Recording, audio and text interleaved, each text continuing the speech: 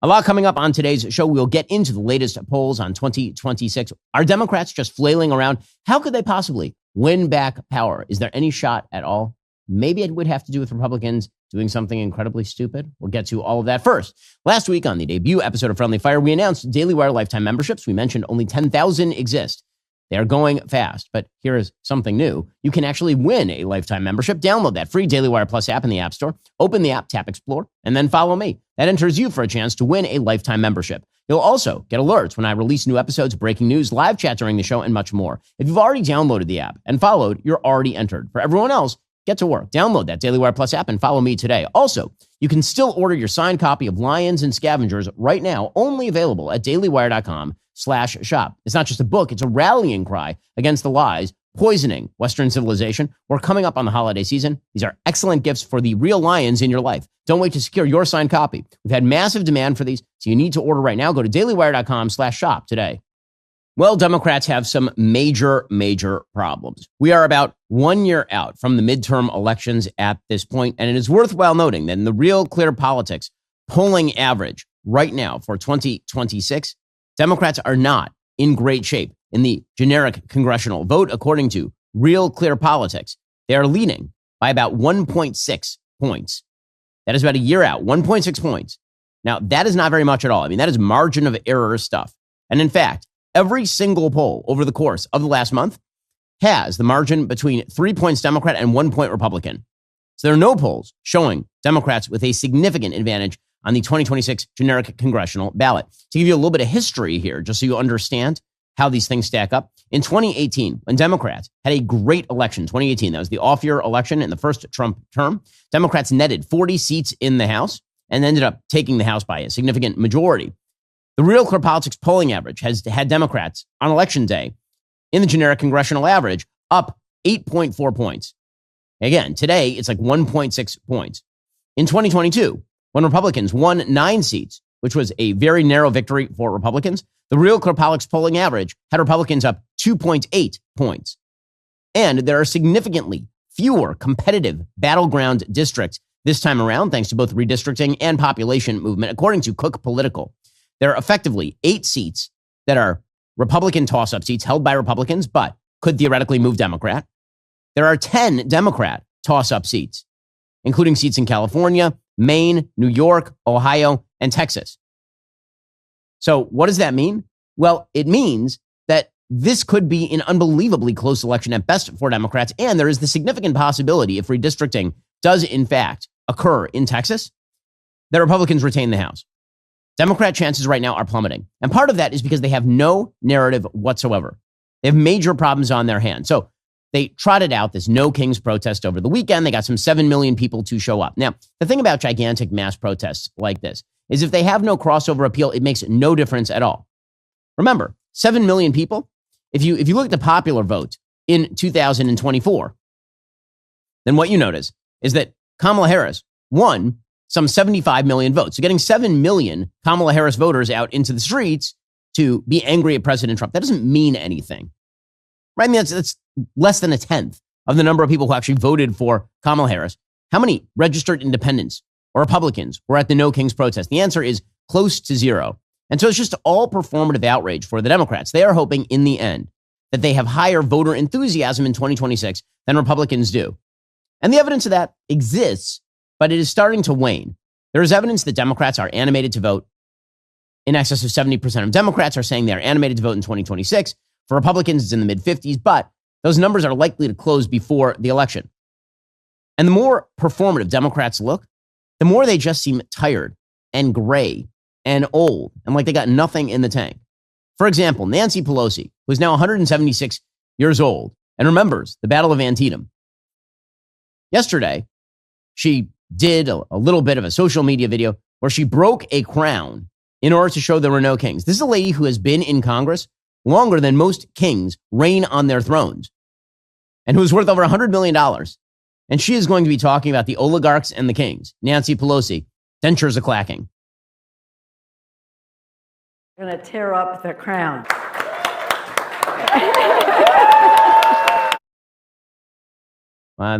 She's good at tearing things up as long as those things have approximately the durability of paper. Remember, she tore up the President Trump State of the Union during his first term, and now she is tearing up crowns that are apparently tinsel she bought from Party City. Nicole Wallace over at MSNBC, which is the fan network for the No Kings rallies, she says this opposition, the thing about this opposition is that it's opposition led by the people. No, it's not. It's opposition led by a bunch of grassroots, astroturfed organizations like labor unions and the Communist Party USA. Here's Nicole Wallace trying to make fetch happen. The No Kings protests clearly getting deep under Donald Trump's skin over the weekend. But more importantly, the protests show the contours of a new opposition in America, one led by the people. According to the organizers, 7 million people came out to protest Donald Trump on Saturday. More than 100,000 people marched in New York City. In Chicago, the march at one point stretched 22 blocks. But the protests were hardly confined to big cities in blue states. Well, I mean, they were mostly confined to people who voted for Kamala Harris. Again, if you can spot me 10 people, we're now doing the biblical story of Sodom and Gomorrah here. If you can find me 10 people who are registered Republicans who voted for Donald Trump in the last election cycle in those crowds, I will be very, very surprised, shall we say. Jamie Raskin also trying to make all of this into some sort of gigantic popular uprising. Here's the representative from Maryland. This is right now the largest the set of demonstrations that's ever occurred in American history. I don't know that there's ever been 7 million people who have assembled in unity against an administration that has been so determined to violate the civil rights and civil liberties of the people, usurp the powers of Congress, and trampled the Constitution, as well as shut down the U.S. government. Okay, well, you know, again, this idea that this is a gigantic popular uprising, it is betrayed by the polls. There is no evidence, actually, that President Trump is in any serious trouble here. He seems to be absolutely Teflon right now. Well, coming up, Bernie Sanders has some words on the View about President Trump poop bombing a bunch of rallies, you know, in an AI video, because this is what Democrats have been relegated to talking about. First, there's a reason I'm proud to say Pure Talk is my wireless company. They don't just talk the talk, they walk the walk, especially when it comes to supporting our veterans. This month, Pure Talk is choosing to support K9s for Warriors, an incredible organization that rescues and trains dogs and then pairs them with veterans struggling with PTSD. These are men and women who served with honor. When they come home, that brotherhood, that support network they had in the military, very often it disappears. And K9s for Warriors steps up to fill that gap, giving these heroes purpose, companionship, and healing. That's exactly why Pure Talk, a veteran-led company, supports them. Choose a wireless company who shares your values. And with talk, text, and plenty of 5G data for just $25 a month, you could also be saving a lot of money. Again, I use Pure Talk all the time. I use it for all my phone calls. My phone calls are important to me, and it's the best price, and the company actually shares my values. Head on over to puretalk.com/Shapiro right now and make the switch today. Again, go to puretalk.com/Shapiro. Switch to America's wireless company, Pure Talk. That's puretalk.com/Shapiro. It's the best coverage. It's a company that actually shares your values, and you'll be saving money at the same time. So it's a win all around. puretalk.com/Shapiro. Also, these days, everything is feeling very, very expensive, whether it's a quick trip to the grocery store or grabbing takeout. It's easier to brace for a higher price than what you actually pay. In fact, many people do the same with life insurance. 72% of Americans overestimate how much it really costs. That's where Policy Genius comes in, making it fast, simple, and surprisingly affordable to get covered, so your loved ones have a financial safety net. See if Policy Genius can help you find 20-year life insurance policies starting at just $276 a year for $1 million in coverage. Shopping for life insurance, it can feel overwhelming, but Policy Genius makes the whole process simple and stress-free. In just a few clicks, you can compare quotes from top insurers across the country to find coverage that actually fits your needs and your budget. Their team of licensed agents is there every step of the way, answering questions, handling paperwork, even advocating for you, so you don't have to worry about the fine print. Instead of leaving you guessing, Policy Genius lays out your options clearly, coverage amounts, prices, terms, so you can make a confident choice. And with thousands of 5-star reviews on Google and Trustpilot, it's no wonder Policy Genius is trusted as the nation's leading online insurance marketplace for people who are looking to protect their families. And life insurance is just a must. It is a thing you have to do if you want to be a responsible human. Secure your family's future with Policy Genius. Head on over to policygenius.com/Shapiro to compare life insurance quotes from top companies and see how much you could save. That's policygenius.com/Shapiro. So Bernie Sanders, who is apparently the only male who The View will invite on, it was very funny. Just last week, The View said, we can't get anyone who's a Republican who wants to come on the show. Guys, I've been sitting here for literally a decade saying, have me on. When Meghan McCain was on the show, she told me, she repeatedly tried to get me on the show, and they kept killing it over and over and over. I'm sitting right here. I'm sitting right here. You want to do it? Let's do it, guys. I'm ready. I'm waiting. Anyway, Bernie Sanders can get on whenever he wants. And there he was at a loss for words over President Trump's fake AI poop bomb. Trump may be crazy, and he may be a liar, and he may do, you describe, I mean, it's hard to imagine a president, I mean, I don't know what world these guys are living in. President of the United States dropping feces on an American city. Right. All right, they may be all of those things, but this is what they are not. They're not stupid.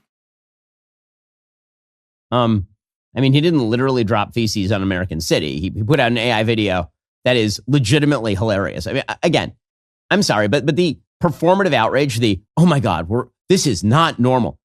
Guys, we've been living in not normal land for a very long time in this country. There are people who are adults now, who are 11 years old when Donald Trump took office, who are now 21.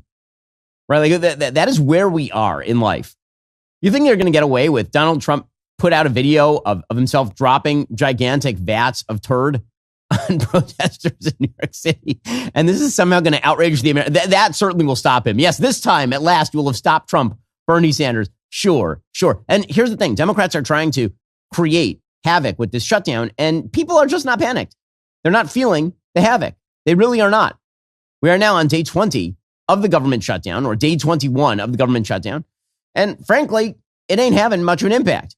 Here, for example, is Harry Enton on CNN saying, weirdly, this shutdown is not hurting President Trump very much. Shutdowns are different the second time around when it comes to Donald Trump. Take a look here. We speak about Donald Trump shutdowns, net approval rating. We're talking 20 days into it. In 2018/2019, Donald Trump's net approval rating was already falling. The shutdown was eating into his popular support. It was down 3 points already at this particular point and would fall considerably more. It was very much on the decline. You come over to this side of the screen, this shutdown hasn't eaten into Donald Trump's support at all. His net approval rating is actually up a point in terms of his popular support. So the bottom line is this: the first shutdown during Trump's first term, 2018-2019, was hurting Donald Trump. This one is not hurting him at all. There's no real reason Donald Trump might say, at least when it comes to popular support, I want to get out of this shutdown. I mean, again, the reason for that is because Americans are figuring eventually the shutdown will come to an end and people will get their back pay, and that'll kind of be it. And they don't even understand why Democrats are doing this in the first place.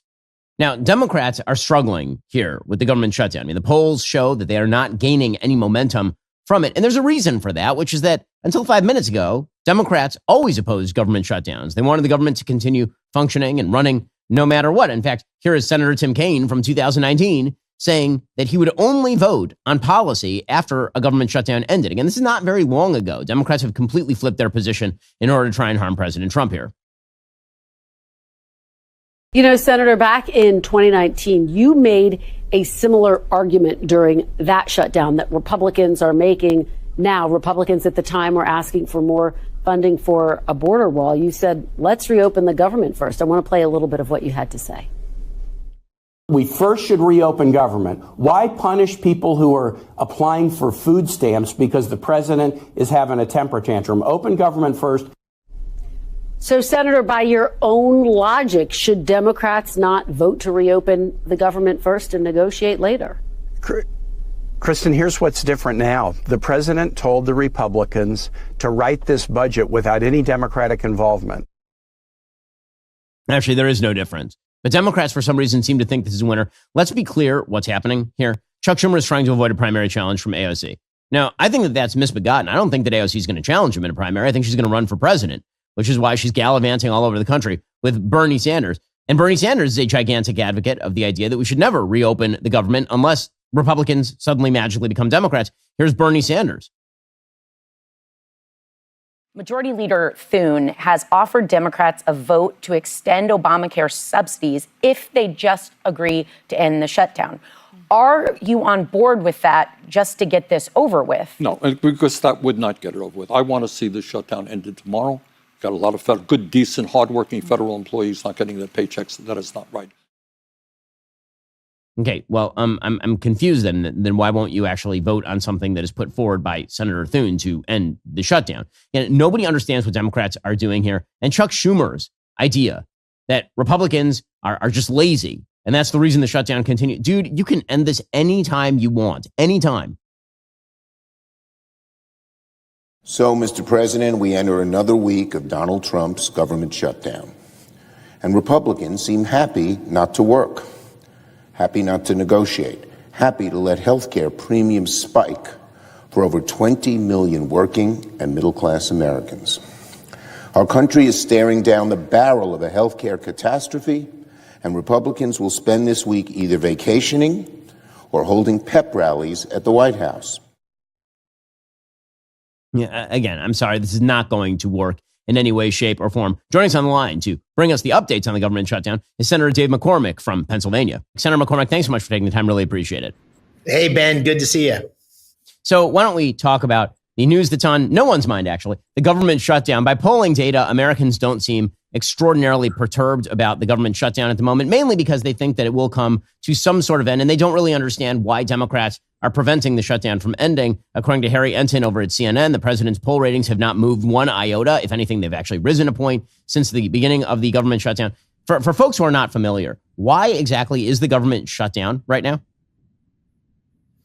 Well, this is something that's usually standard fare, which is a continuing resolution, which is just to keep the spending at the same levels while you're finalizing the appropriations process. That's what Republicans have proposed and voted for. That happened 14 times under Joe Biden. Republicans supported it.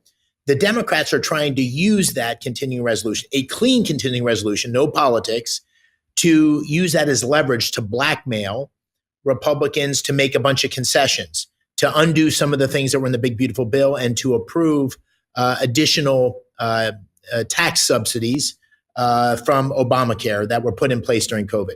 So it's literally holding government blackmail. So air traffic controllers, Border Patrol, federal workers, the military, all don't get paid until the Democrats relent and essentially let us get back to business. It's the Schumer shutdown. And I think they're in a cul-de-sac. I think they believed that this was the right thing to do politically, and it was going to help them show that they were fighting back against President Trump, when in reality, it's just bad policy. And I'll never support shutting down the government. We should be able to find ways through this. That's a bad policy.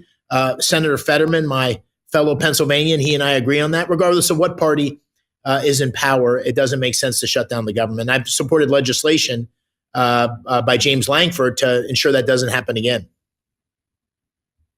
Well, Senator McCormick, Kevin Hassett of the National Economic Council, he has suggested that the government shutdown could end this week. Are you seeing any movement on the part of Democrats to end this? Maybe more moderate Democrats coming over to the side of ending the government shutdown? I don't see anything in the foreseeable future, to be honest with you. I've spoken to a number of those moderate Democrats. I think that they believe, at least for the time being, that there's some political advantage here, which is a sad commentary. Perhaps in the coming weeks, and days and weeks, as the impact starts to grow, I think the pressure may ultimately lead them to relent. In Pennsylvania, 100,000 federal workers. The big thing that's happening now is there's 2 million recipients of SNAP benefits. These are people that are often living paycheck to paycheck. They're no longer receiving those SNAP benefits, and they won't receive them until the government is open. So if you think about the Democrats saying they're trying to help working people, this is about healthcare for working people. This is really putting an enormous amount of pain and pressure on working people because SNAP benefits and other things, the people that are employed by the government aren't getting paid. So I think that pressure is going to grow, but I don't see anything in the foreseeable future. Senator McCormick, you mentioned Senator Fetterman a moment ago, and it really is quite astonishing that Senator Fetterman appears to be one of the only semi-rational Democrats who is around at this point. He has come out against the government shutdown. He has praised the president for accomplishments in the Middle East. And yet Democrats apparently are now targeting Senator Fetterman for a primary challenge in a purple state that, again, President Trump has now won 2 out of the last 3 election cycles. You're a Republican senator from that state. What do you make of the Democratic Party that's basically saying to Senator Fetterman, who has very high approval ratings among Republicans and pretty good approval ratings among independents, that they're saying you don't belong in our party anymore, despite the fact that he votes with President Trump a grand total of 6% of the time? Right. I think it's a sad commentary on the Democratic Party, which has lurched to the left. Here in John Fetterman, you have a guy, he and I are friends. We have found a way to work together, but he and I disagree on many things. He votes, as you said, as a Democrat most of the time. What's different about him is he speaks authentically. He speaks truthfully. He doesn't buy into this radical liberal orthodoxy, which where he ultimately is attacking Israel or embracing anti-Semitism. That's what his party has become. And so as a consequence, you have a guy here that speaks truth, votes as a Democrat most of the time, looks for ways to collaborate with me and others when he can to help Pennsylvania, to help the country. And the radical left has turned against him for that very reason. He's very popular in Pennsylvania, as you said. He's got a lot of support from independents and Republicans and Democrats. I think he's a pretty formidable guy. So I wouldn't write him off yet. Senator Dave McCormick, really appreciate the time. Thanks for stopping by for an update. Yes, sir. Thanks, Ben. We'll get to more on this in a moment. First, imagine this. You're relaxing at home, and suddenly you wonder just how secure you really are, and you hear a noise you don't recognize outside. Or a lot of stories about break-ins and new security tech. Well, it's natural to want extra peace of mind. What if there was a smarter way to protect everything that matters most before trouble ever gets inside? That's where SimpliSafe comes in. SimpliSafe is different. Instead of a home security system that only reacts after a break-in, SimpliSafe is designed to stop crime before it starts. Unlike traditional systems, their AI-powered cameras can spot potential threats while they're still outside. The moment a suspicious person appears, their agents confront the intruder, let them know they're being watched, and can even trigger a siren or spotlight if needed. That means real action before anything happens.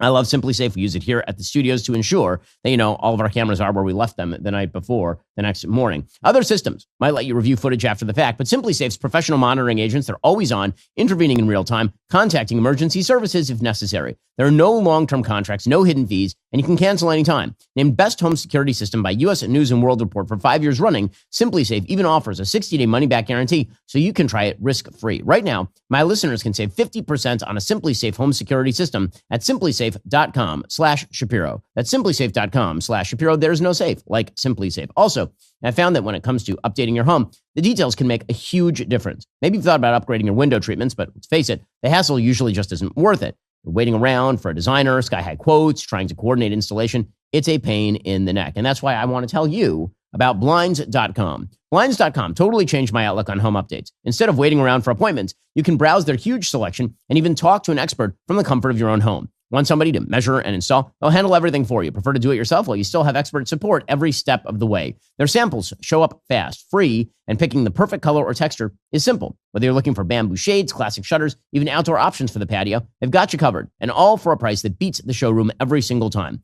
The best part? No stress, just a simple process with a 100% satisfaction guarantee from the folks who've been doing this for 29 years and have covered over 25 million windows. Right now, Blinds.com is giving our listeners an exclusive $50 off when you spend $500 or more. Just use code The Ben Shapiro Show at checkout. Limited time offer, rules and restrictions apply. See Blinds.com for details. Well, again, if Democrats fail with their government shutdown tactic, if that doesn't make Republicans less popular, then they will just throw bleep against the wall. Not the stuff that President Trump dropped on them. Different bleep, apparently. Well, some of the stuff that they are throwing against the wall is they are very, very upset now that President Trump is apparently tearing down part of the east wing of the White House in order to build this ballroom. He's doing all of that with donated money, so it does not cost the public one dime. And so the left has decided that this is a massive, massive problem. How dare they? How dare they touch the vaunted east wing of the White House? Here's Mika and Joe on MSNBC going crazy.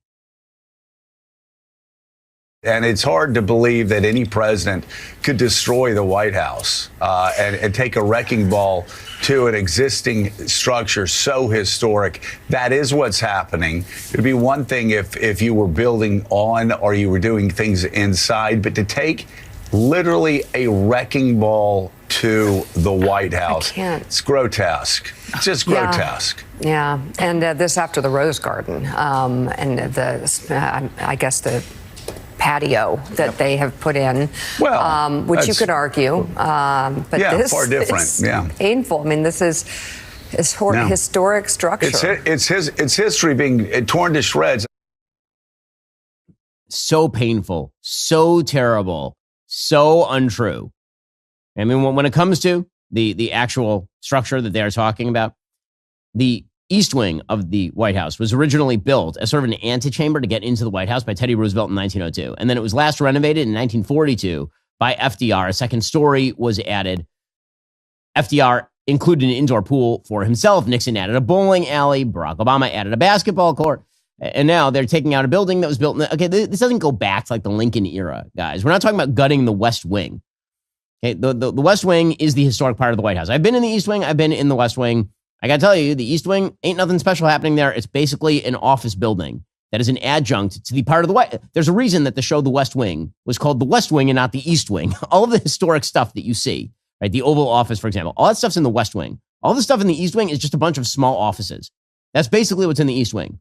And so gutting some of it in order to create a much larger ballroom to host events, that really is not nearly as big a deal as people are making it out to be. But I guess when you're desperate, you're willing to try just about anything, apparently. And Democrats have trouble here. They do. And this is why I think they're swinging behind Zohran Mamdani.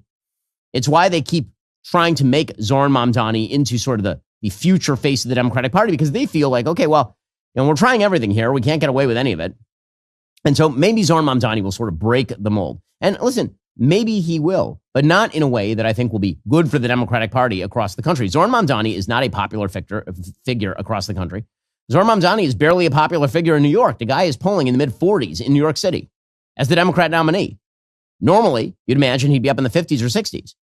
But it turns out that he's too radical for at least 50% of members of the New York City electorate, which is a very far left electorate. The idea that he is some sort of national bellwether is pretty crazy. And so Democrats have a problem. They have a major problem. How do they defeat Republicans? Well, there's one way they could defeat Republicans, and that is if Republicans decide to own goal. And the way that Republicans own goal is probably the same that the way Democrats own goal. Democrats scored on themselves by radicalizing. They became powerful, and then they became fat, and then they became happy, and then they started promoting a bunch of trash like boys can be girls, and America's systemically racist, and then they started losing elections. It turns out that when you, in the thrill of your power, decide that you can go as far to the radical as you wish to go, well, it turns out that the American people don't actually believe that, and they're willing to swivel back to the middle. Republicans could be in danger of doing the same thing. They could be. The latest indicator of this is a story involving Paul Ingrassia. So Paul Ingrassia was a Trump nominee to lead the Office of Special Counsel. He was a bad nominee. He is a bad nominee. He's 30 years old, but he has a long social media history of nuttiness, to say the least. Andrew Kaczynski, who writes about this sort of stuff over at CNN, he reported back in July about Ingrassia, pointing out that on the anniversary of September 11th, for example, he shared a video of conspiracy theorist Alex Jones claiming the U.S. government planned the attacks or let them happen. He had also defended Alex Jones several months earlier, writing, "We all stand with Alex Jones" in June of 2024. He had shared comments from Nick Fuentes. He had argued that straight white men are the most intelligent demographic group and should be prioritized in education. He hosted a podcast calling for martial law and secession after President Trump's 2020 defeat. He had suggested that Trump was, in fact, the Constitution. Well, now it turns out that Paul Ingrassia, according to Politico, was involved in another one of these infamous group chats in which he said a bunch of, shall we say, not particularly intelligent things. He said, quote, "MLK Jr. was the 1960s George Floyd, and his holiday should be ended and tossed into the seventh circle of hell where it belongs." Now, whatever you think about MLK Day and whether it's deserved or not, and that's been a hot topic in America really since its inception. The idea that MLK Jr. was somehow equivalent to George Floyd, a lifelong drug addict who died of excited delirium under the knee of a police officer, as opposed to a civil rights leader who is quite famous, actually, for having taken a much more moderate position toward racial conciliation in the country. That's ridiculous. He used an Italian slur for black people, writing, quote, "No Moulignon holidays. From Kwanzaa to MLK Jr. Day to Black History Month to Juneteenth, every single one needs to be eviscerated." Now, again, you make the argument about any of those holidays, but using racial slurs, not exactly wonderful. Ingrassia had also made comments, quote, "I do have a Nazi streak in me from time to time. I will admit it. Quote, never trust a Chinaman or Indian. Never." Again, this is not long ago, by the way. That was in January of 2024. So he was not a kid. He was not a nun. He was not somebody who was just, a college student who was being an edgelord. This is a person who is going to be appointed to a high position in the Trump administration. Discussing why some Republicans feel Democrats make black people into victims, the texts show Ingracia remarked, quote, blacks behave that way because that's their natural state. You can't change them. Okay, so here is the question. Why was this person ever nominated for this position? Why? And the answer is because, of course, there is an edgelord side to the right that has been made light of and ignored. And you can do that when you're winning. But it turns out that if you allow that to infect your movement, it is quite bad for your movement. If you ignore that stuff and it metastasizes and it creates brain worms within the party, that is a big, big problem. Because eventually, the brain worms destroy you. Senate Majority Leader John Thune declared on Monday night that Ingracia was not going to pass.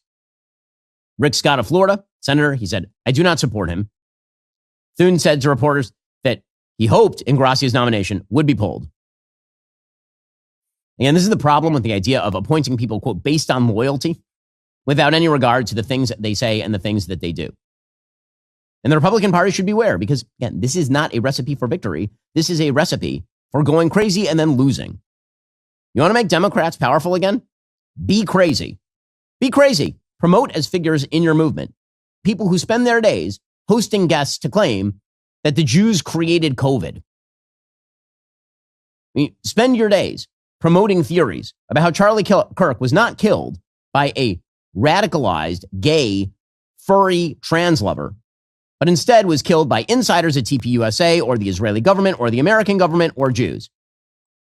These things, by the way, do have some real world consequences. Again, people are only responsible for the actions they call to be taken, but they're certainly responsible for raising the temperature based on the sorts of arguments that they make and the lies that they tell. That's just a reality of the world, and to pretend otherwise is really stupid. And this is where it is worth noting that my friend Seth Dillon, among others, including Laura Loomer and Josh Hammer, were targeted by Nicholas Ray, a 28-year-old Texas resident who was arrested in Texas, and arrest warrant was issued in Texas. Attorney General James Uthmeier of Florida will be joining us momentarily. Issued a statement explaining that he'll be extradited to Florida for trial. That is because he posted just about a week and a half ago, quote, to Seth Dillon, quote, you're in on it too. Don't think we forgot. Conspired with foreign government about killing Charlie. We effing know you did it. We're going to get you, I promise. Maybe not today or tomorrow, but you're living on borrowed time and you know it. Well, this person did not get his ideas from nowhere. He followed precisely 5 accounts on Twitter. Humoring bad ideas leads to bad things. It does. And refusing to call that out is not a sign of virtue. Pretending it away is not a sign of virtue. And on a pragmatic level, put aside the moral, I understand everyone has moved into the post-moral universe where you don't say things just because they're true or good. You have to first determine whether it is helpful or harmful. We've moved into a sort of political utilitarianism, which I find distasteful, but at least I understand it. I get the logic. But let's be clear. Brain worms are bad for parties. Brain worms are bad if you are seeking to expand your power to do the kinds of good things, the kinds of positive change that need to happen in the country. Allowing your movement to be taken over by the brain worms is not a smart idea. And beyond that, again, I actually do think that there is something moral to be said when friends of mine are being threatened with death by people who are too into the internet and buying into conspiracy theories promoted by prominent people. That is a bad thing. Joining us online to give us the latest on the death threats to Josh Hammer and Seth Dillon and Laura Loomer is the Attorney General of the state of Florida, James Uthmeier. James, thanks so much for taking the time. Really appreciate it. Good morning. So why don't we start with this news that was breaking last night about the arrest of a man who is threatening a bunch of Floridians, Jewish prominent people, as well as a Christian who's very prominent, Seth Dillon. Josh Hammer was threatened by this person. What do we know about the arrest warrant that was issued for this citizen of Texas? Sure. Well, in the wake of the Charlie Kirk assassination, we repurposed a lot of staff and resources working with investigators and law enforcement to go after evidence of political extremism and violence, targeted calls for death and destruction.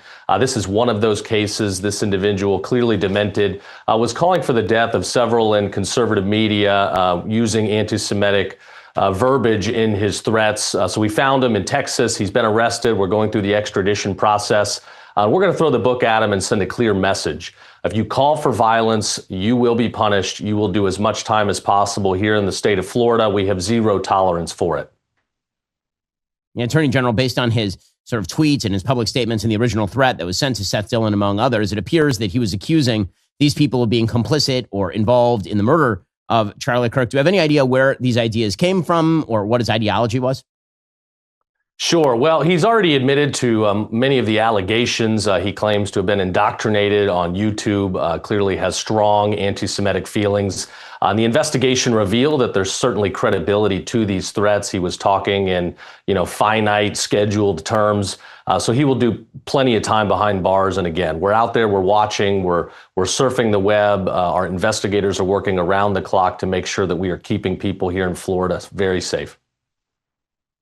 Well, meanwhile, you've been going after Roblox, which of course is a very popular app with young kids. It's a video gaming platform, but it has become what you call a breeding ground for predators. There are tons of parents in our audience, and I'm sure Roblox users themselves, who may be uninformed about this, may not know what their kids are doing on Roblox. Why don't you explain to the audience what's happening with Roblox? Sure. Well, over half of kids under 16 are using this platform. It's got sensational graphics and features as kids play these games online. And what's happened is adults have been able to infiltrate this platform, pretending to be kids themselves, and ultimately have begun grooming children through this platform. We've arrested over 1,000 child predators in Florida since I took office back in February, and we've connected a lot of these cases to Roblox. We launched a civil consumer protection investigation back in the spring, and that inquiry revealed evidence that the company has knowingly acted very carelessly. They've known that groomers are using this platform, and nevertheless, they've allowed it to happen. They have not done enough to stop this dangerous behavior. So we launched the criminal subpoenas yesterday, and we're going to hold wrongdoers accountable that have engaged in exploitation and failure to report, aiding and abetting very dangerous behavior that ultimately abuses and hurts our children. And I think people are unaware of the scale of this. I mean, as you say, an enormous number of kids are using these platforms. And for parents, they may not even know what's going on these platforms. But from what I've been told by people who are sort of experts in this area, people are asking kids to take pictures of themselves and send them via Roblox. They're telling them to walk around their homes with cameras, demonstrating what their home looks like for predators on Roblox. What are the sorts of things that you're seeing that are concerning to you? Yeah, parents at home need to wake up. They're the first line of defense. These online predators, they will pretend to be children and they are patient. They will wait weeks or months. They will talk in a dialect where they sound like kids themselves.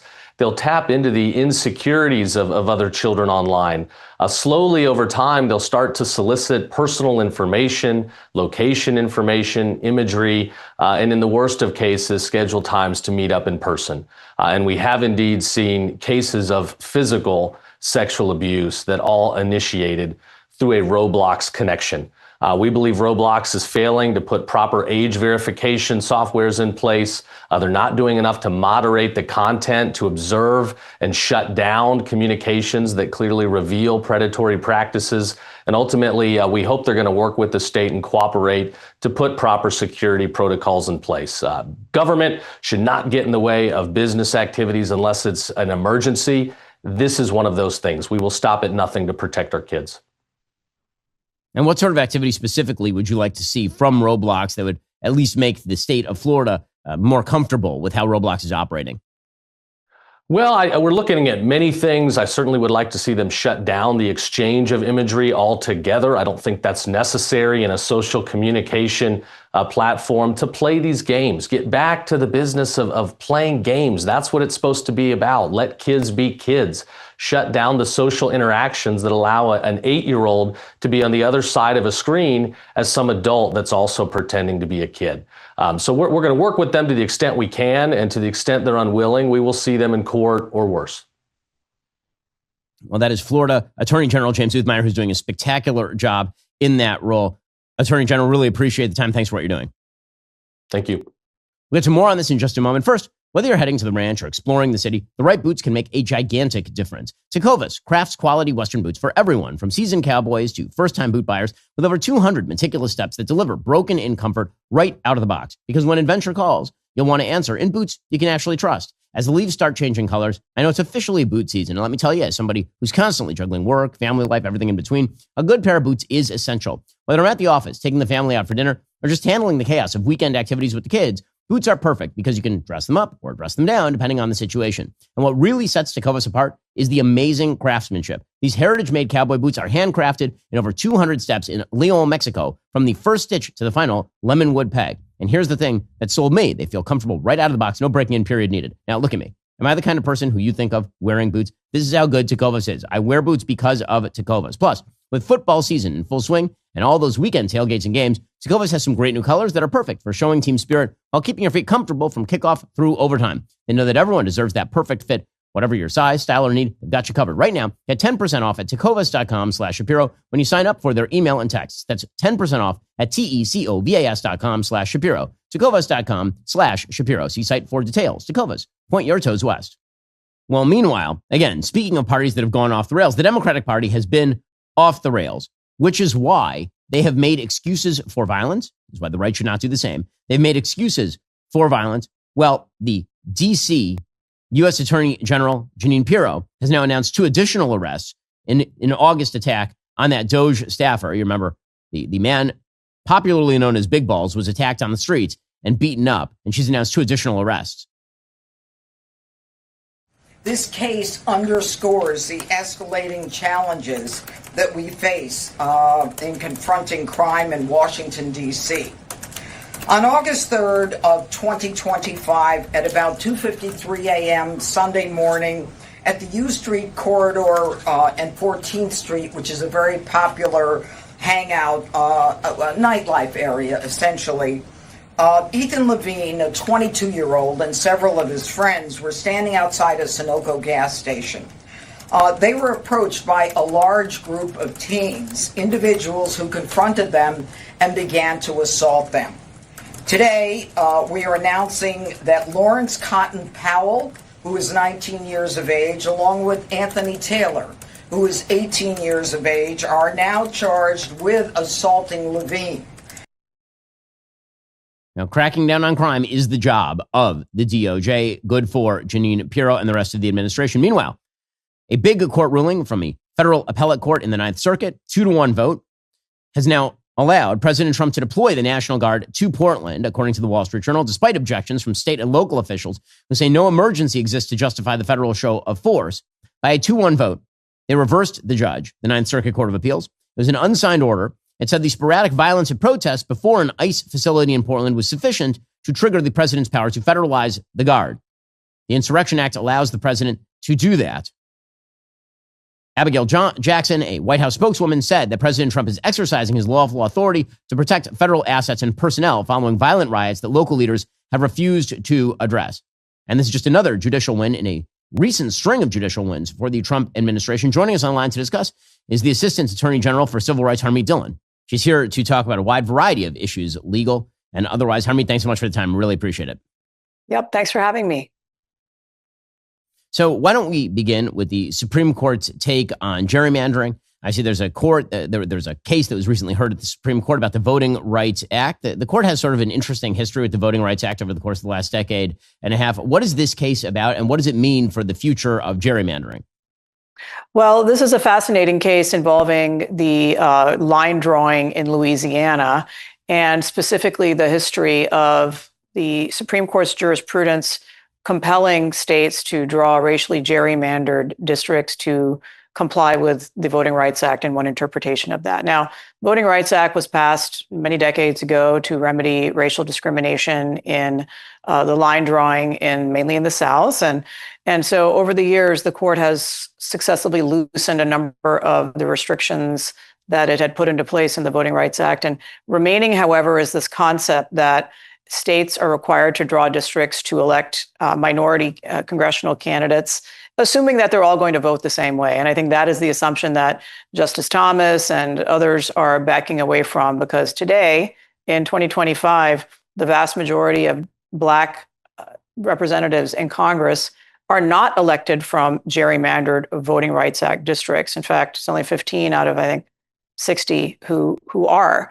And so that begs the question whether we need these types of mandates, and secondly, whether they're constitutional, the more important question. And I was honored as the Assistant Attorney General in charge of administering the Voting Rights Act to co-author with my colleagues here at the DOJ, the Supreme Court's amicus brief.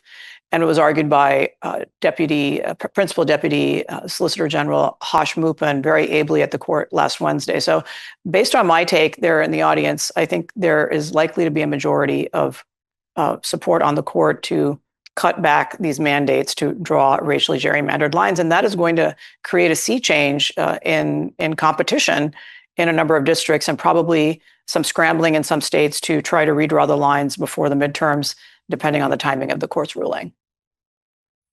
And I think really to understand the importance of the case, I think we should recognize that for many decades, there was a process that the DOJ used to use called pre-clearance, in which they basically dictated to states how those lines would be drawn, particularly in the South. That was done away with in 2013. And the court has been kind of moving toward the idea that actually states should just be allowed to draw districts so long as they are not actively attempting to disenfranchise voters. They should be allowed to draw districts, because gerrymandering is part of our history. And frankly, there is not an alternative way to draw districts that is significantly better.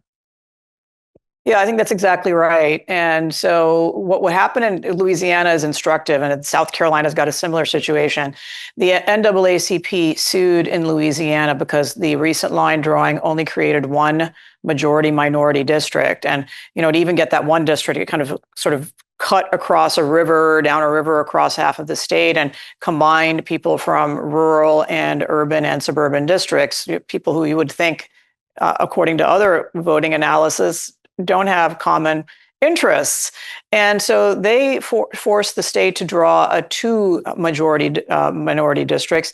And then white voters in the newly created district area sued to reverse that, saying that the racial aspect of the gerrymandering was a violation of equal protection. And this is actually fascinating, because for all the decades that the Civil Rights Division here has been in effect until this term, actually, with the Trump administration, equal protection has meant that the DOJ comes in to enforce rights for minorities. Well, the Supreme Court has, with a succession of rulings in other areas, including Students for Fair Admissions and college admissions and Ames versus Ohio in employment, said that majority Americans have rights as well under equal protection. And so we may see that come into play in this third important area here with the Voting Rights Act. I think you've seen Justice Thomas really take this on as one of his seminal causes. He was very active in the questioning in the argument last week, and I wouldn't be surprised if this is one of the capstones of his career to write on this issue, which he's been very passionate about. We're speaking with the Assistant Attorney General for Civil Rights at the DOJ, Harmeet Dillon. Harmeet, I also wanted to ask you about this ruling from the Ninth Circuit Court of Appeals that says that President Trump does, in fact, have the authority to send federal law enforcement into the city of Portland. Obviously, there have been a lot of advocates on the left who have claimed that the federal government, the executive branch, does not have the authority to deploy federal forces in cities in order to enforce federal law or to defend federal property. The Ninth Circuit Court of Appeals, which used to be relatively famous for being a highly reversed left-wing court, ruled in favor of the Trump administration. What do you make of the decision? Well, I agree with the decision, of course. I mean, we did the analysis legally in the administration before we take actions typically.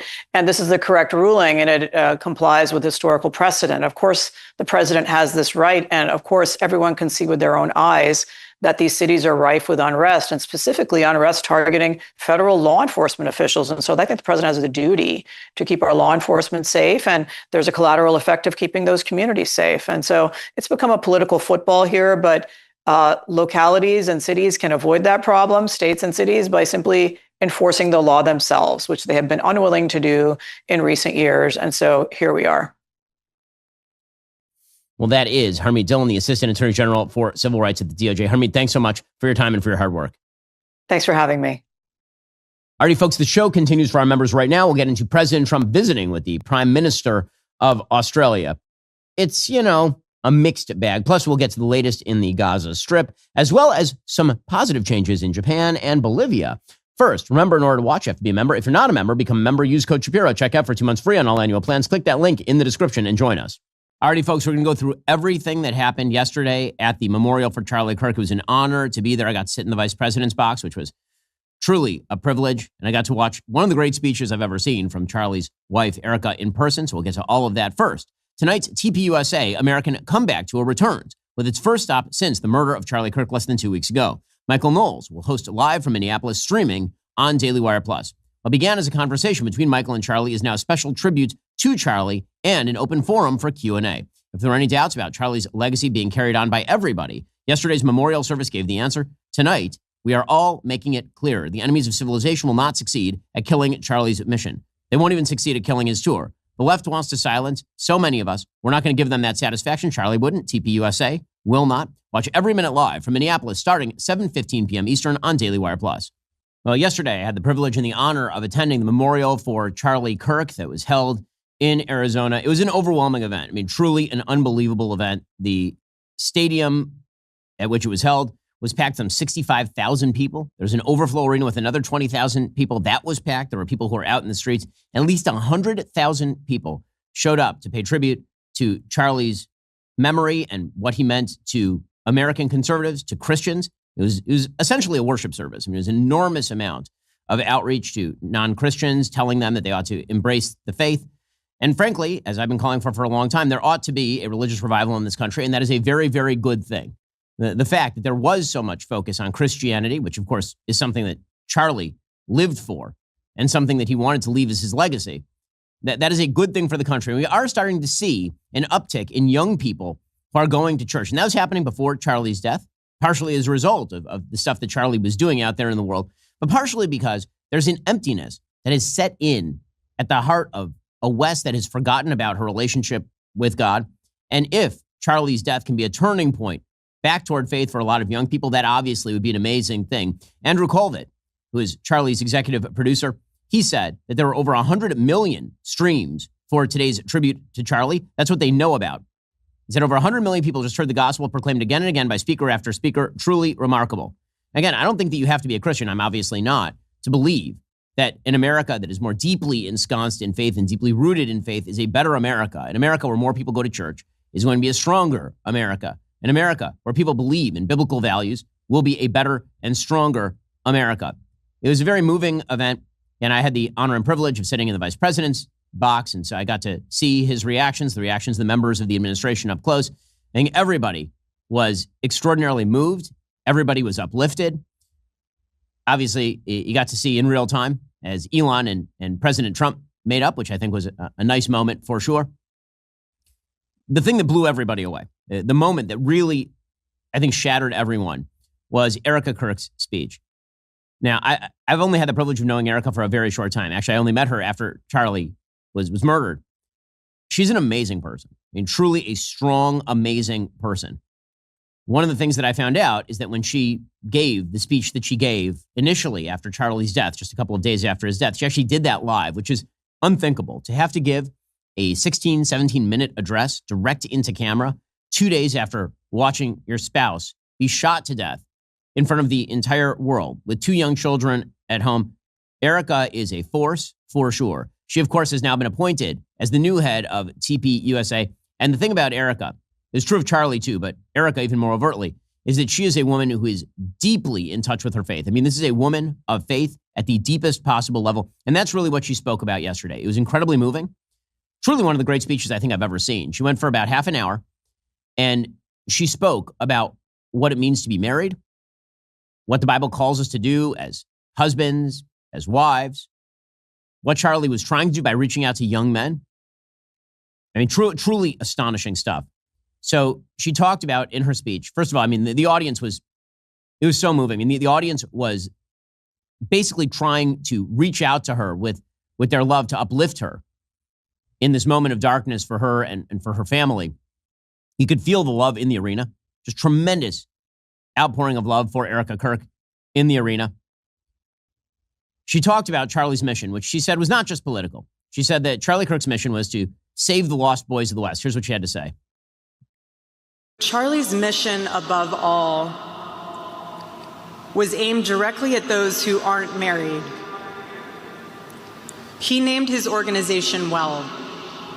He knew things were not right with America, and especially with young people, and they needed a new direction. Charlie passionately wanted to reach and save the lost boys of the West. The young men who feel like they have no direction, no purpose, no faith, and no reason to live. The men wasting their lives on distractions, and the men consumed with resentment, anger, and hate. Charlie wanted to help them. He wanted them to have a home with Turning Point USA. And when he went onto campus, he was looking to show them a better path and a better life that was right there for the taking. He wanted to show them that. That culminated in one of the most moving things I've ever seen ever at any time. Erica on stage in front of 100 million people forgiving the assassin of her husband. Now, we'll talk about the differences between personal forgiveness, which is what Erica Kirk is doing here, and public policy, and how you ought to treat evil with regard to public policy. But what she does here is, I mean, truly an act of spiritual courage. My husband, Charlie, he wanted to save young men just like the one who took his life.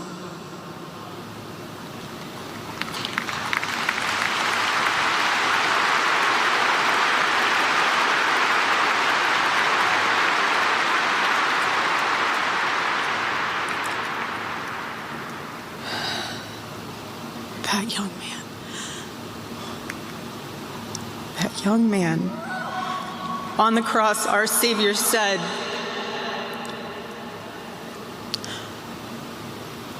"Father, forgive them, for they not know what they do." That man, that young man, I forgive him.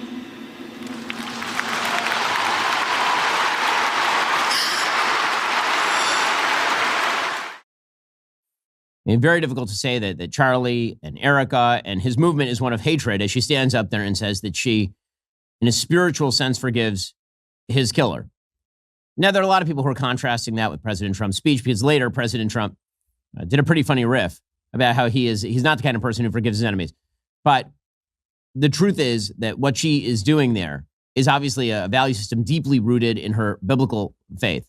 It's hard to think of anything more powerful than what Erica did right there, than what she did right there. And again, she doesn't mean that as a society we ought to ignore sin, or that his murderer shouldn't be punished to the full extent of the law and receive the death penalty. That's not what Erica is saying right there.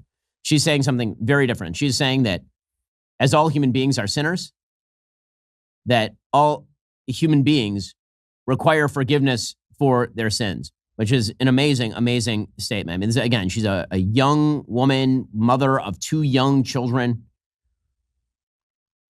Really one of the most, I would say, jaw-dropping moments in American political history, what Erica did right there. Pretty incredible. She made the point also, a point that's been made pretty frequently by a lot of people on the right, that after Charlie's murder, it wasn't as though the right broke into spasms of violence. Precisely the opposite. That on the left, when somebody dies or is killed in disputed circumstances, think George Floyd here, you get riots, sometimes for months. Charlie, who's one of the most high-profile conservatives in America, one of the most high-profile exponents of Christianity in America, she says that Charlie, his death did not drive mass violence in the streets. Far from it. It drove prayer. It drove reflection. It drove a great coming together. After Charlie's assassination, we didn't see violence. We didn't see rioting. We didn't see revolution. Instead, we saw what my husband always prayed he would see in this country. We saw revival. This past week, we saw people open a Bible for the first time in a decade. We saw people pray for the first time since they were children. We saw people go to a church service for the first time in their entire lives. And that is obviously true. I mean, I've been talking with all of my Christian friends. The attendance last week at church was significantly higher than it had been previously. Google searches, I believe, for church went up. And that is because of the tremendous outpouring. And I think that, you know, for folks who are under the age of 30, Charlie was a monster presence in their lives. I mean, truly, like a very large presence in their lives. For people above the age of 50, maybe they didn't know Charlie as well. Charlie was a dominant force on some of the social media that particularly young people use. If you go and talk to a 17-year-old in America, the chances they didn't know who Charlie was are almost zero. Charlie was, I believe, the most viewed political account on TikTok during the entire 2024 election cycle. He had something like 15 billion views on TikTok. And so the fact that he was spreading those values and then was shot while spreading his values on camera for everybody to see, that simple fact meant that I think a lot of people wanted to see what made Charlie tick and then go and experience what made Charlie tick, which was obviously his faith. Erica talked quite beautifully, I thought, about marriage. Her statements on marriage were quite wonderful. Like, she talked about how a man and a wife are supposed to relate to one another, that men are protectors and providers. That is their job in the world. When she was talking about young men who have abandoned purpose, she said it was your purpose to get married, have children, defend those children, be bold. Right? That was the thing that you are designed to do. And for young women, that young women should get married, that they are to be helpers in the sense that you are one unit. And then she talked about her personal relationship with Charlie. Again, this stuff it's heartbreaking and moving and, yes, uplifting. Someone once asked me how Charlie and I, how we kept our marriage so strong when he was busy traveling. And our little secret, it was love notes. Every Saturday, Charlie wrote one for me, and he never missed a Saturday.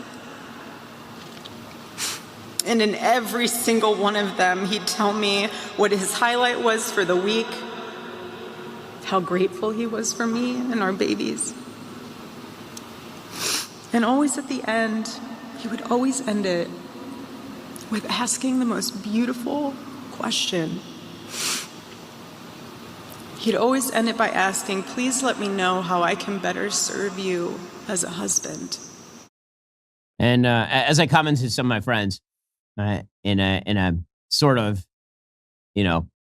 wistful moment, I said, well, he must have had an amazing relationship with his wife. I know that, for most spouses, if you write a note that would end, what can I do differently? What you get back is a 5-inch binder of suggestions. So they must have had an incredible relationship. Erica said that Charlie died doing what he loved, which obviously was true. I mean, one of the small mercies, she said this as well, is that Charlie's death was essentially instantaneous, that he went from one moment doing the thing that he loved to the next moment being with God. Here's what Erica had to say. One moment, Charlie was doing what he loved, arguing and debating on campus, fighting for the gospel and truth in front of a big crowd. And then he blinked. He blinked and saw his Savior in paradise. That is, it was so much. In the arena, it was so much. Watching it again, it's so much. Obviously, everyone is standing with Erica Kirk and with her family And as she said, TPUSA is only going to grow from here, become stronger, and become more powerful because of what was done to Charlie. Already coming up, more from the Charlie Kirk Memorial, including Marco Rubio, Donald Trump Jr., and Ilhan Omar reacts. First, our society works because of the freedoms guaranteed by that First Amendment. You know, the one where we're able to speak openly about family and traditional values without retribution. That's a principle Pure Talk proudly supports. They sponsor my show, which allows me to stand strong and share the truth with you. Support the brands that defend freedom and pro-American values. I encourage you to switch your wireless service to Pure Talk. You're going to get great 5G coverage on an extremely reliable and secure network. I'm constantly using Pure Talk. Obviously, yesterday I was away from home. If I want to FaceTime with the kids, I was using my Pure Talk coverage. For just $35 a month, you'll get a plan with a ton of data. You'll also get a free one-year membership to Daily Wire Plus. That's how much Pure Talk believes in what we do here at the Daily Wire. They also believe in creating American jobs and supporting small businesses. So if you're a small business owner, you can save even more while enjoying white glove service. Go to puretalk.com/Shapiro. Switch on over to Pure Talk with a qualifying plan of $35. Get a free one-year membership to Daily Wire Plus. That's puretalk.com/Shapiro for a wireless company that's not afraid to share your values. Also, Grand Canyon University, a private Christian university in beautiful Phoenix, Arizona, believes we're endowed by our Creator with certain unalienable rights to life, liberty, and the pursuit of happiness. GCU believes in equal opportunity and that the American dream starts with purpose. GCU equips you to serve others in ways that promote human flourishing and create a ripple effect of transformation for generations to come.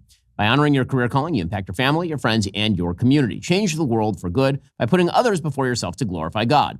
Whether your pursuit involves a bachelor's, master's, or doctoral degree, GCU's online, on-campus, and hybrid learning environments are designed to help you achieve your unique academic, personal, and professional goals. With over 340 academic programs as of September 2024, GCU meets you where you are and provides a path to help you fulfill your dreams. The pursuit to serve others is yours. Let it flourish. Find your purpose at Grand Canyon University, private, Christian, affordable. Visit gcu.edu. Again, that's gcu.edu.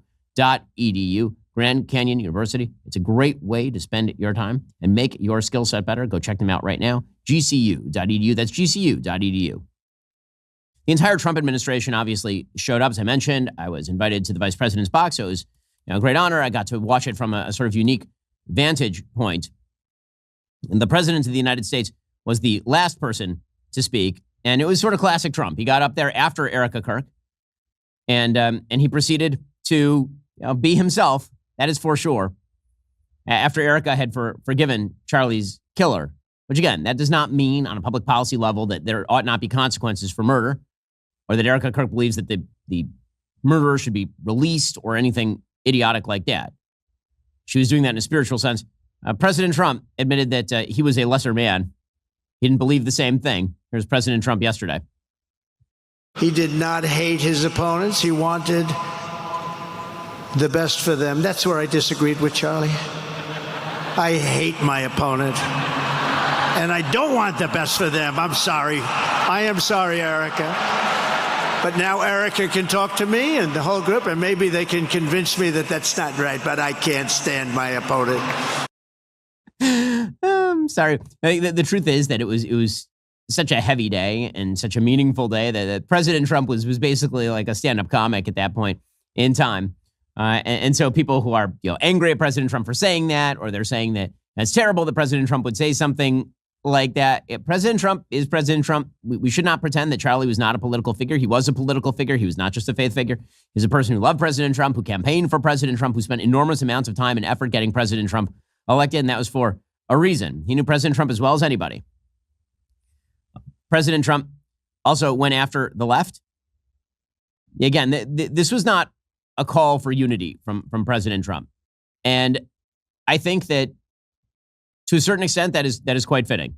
It is very difficult to unify with people who wish to kill you, as the vice president has said before.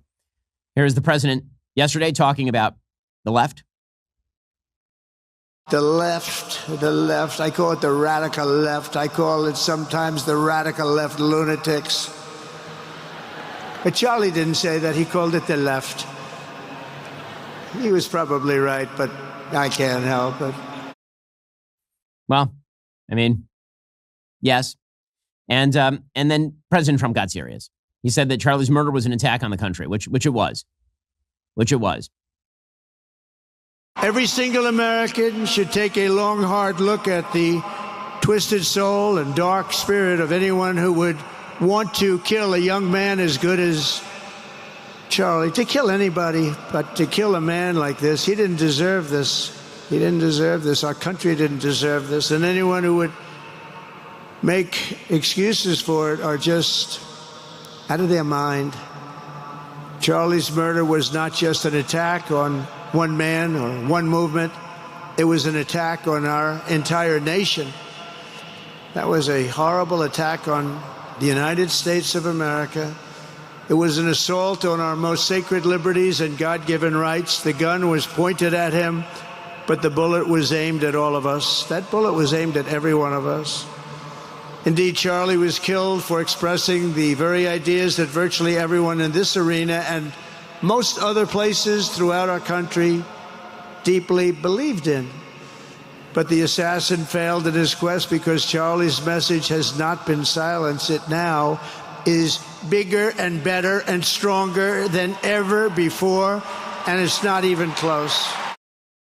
And President Trump's speech culminated with, obviously, the singing of America Beautiful, and Erica came back on stage, and President Trump hugged Erica. It was quite the moment. For those who can't see, we welcomed her out there, and there were a choir singing.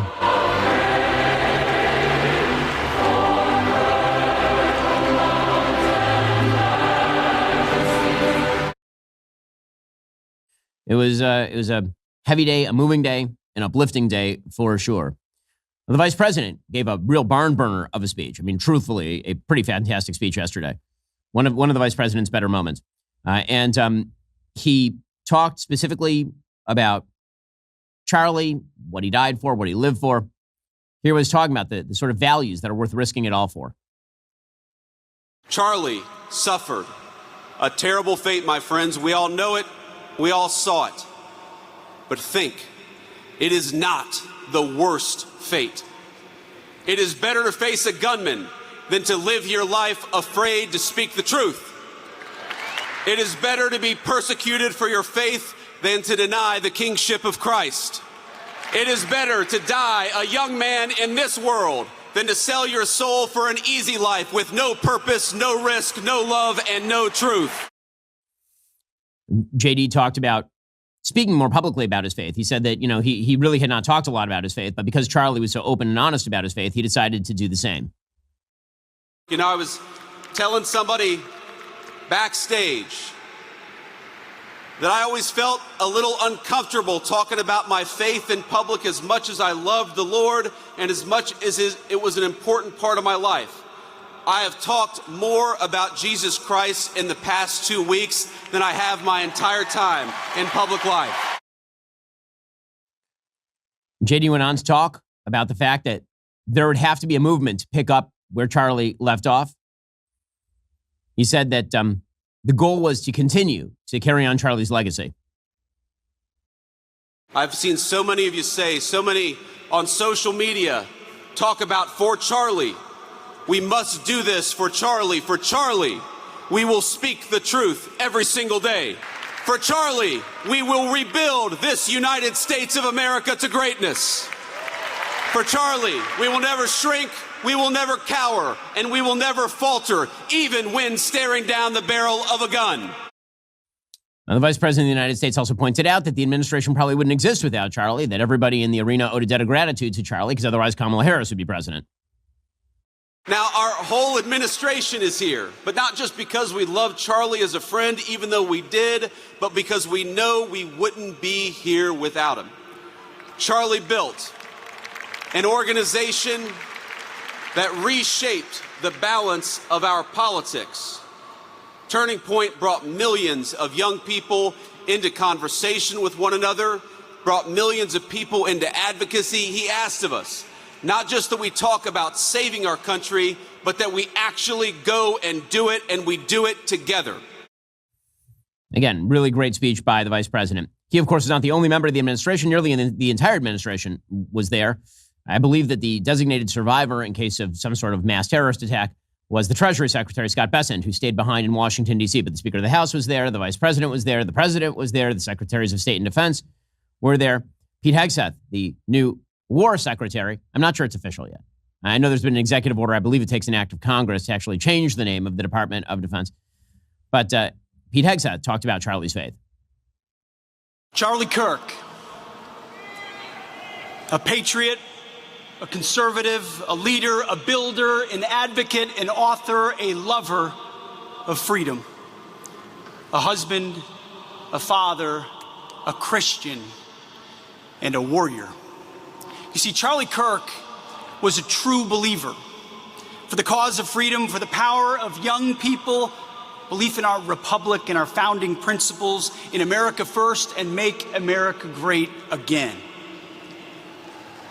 But more importantly, he was a true believer. Only Christ is King, our Lord and Savior. Secretary Rubio also did a pretty terrific speech. He talked about having met Charlie when Charlie was attempting to start a campus organization. And he said, well, why are you going onto college campuses? That seems like a waste of time. Here was the Secretary of State, Marco Rubio. Maybe 10 or 12 years ago, a person I knew very well, had been very helpful to me in my campaigns when I was in the Senate, came to me and said she had met this very impressive young man. And he was going to start this group to go on college campuses and try to convince young Americans that ours is the greatest country in the history of the world and that Marxism was bad. And I remember thinking back then, I'm going to admit to you guys, I was a little skeptical. I said, college campuses, you're going to do that? Why don't you start somewhere easier, like, for example, communist Cuba, you know? But my skepticism was proven wrong. He talked about the Secretary of State going all over the world, talking with everybody, and being shocked at the amount of reach that Charlie had, which is certainly true. I mean, the internet has broken down national barriers in an incredible way, specifically with regard to sort of the informational ecosystem. Charlie was world famous, no question. I just came from overseas, and every country I stopped, they gave us their condolences for his passing. Impactful. In just 31 years of life, he made a difference. He mattered, and he will matter now more than he ever has before.